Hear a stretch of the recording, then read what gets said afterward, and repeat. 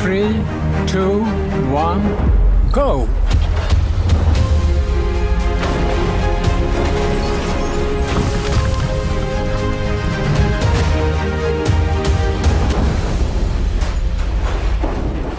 Today we have dropped 10 cars from 30 meters from a crane.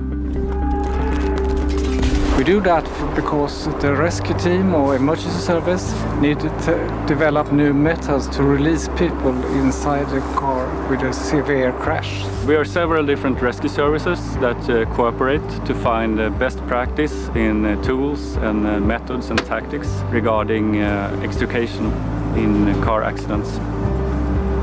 Today we are testing our methods and really going about it in such a scientific way as we can. We try to measure everything, what pressure we use, how much force we have to use, how much time different methods take, all of those things. The goal is for us to be better at our job and to get access to people in crashed cars in less time. Normally we crash cars in the laboratory, and this was the first time we dropped them from a crane. We see extreme deformation after the test.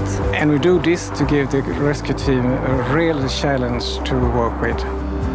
There are some different scenarios where we do extrications in modern cars. For instance, when a car hits a larger vehicle, or when we have accidents in very high speed, or when we have situations where a car is hit where there are no crumple zones, for instance like the T-bone accident.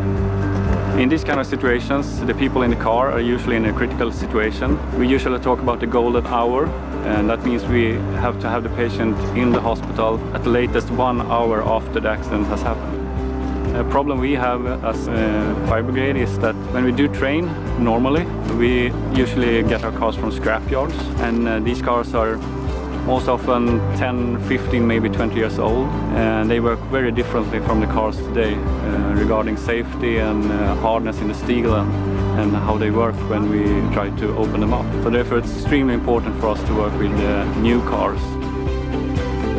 Our work here will end up in a report, and that's not just for us who is working here today. It will hopefully be used all over Sweden and possibly internationally too. The reason that we work close together is because we have the same goal, and that's to have safe roads.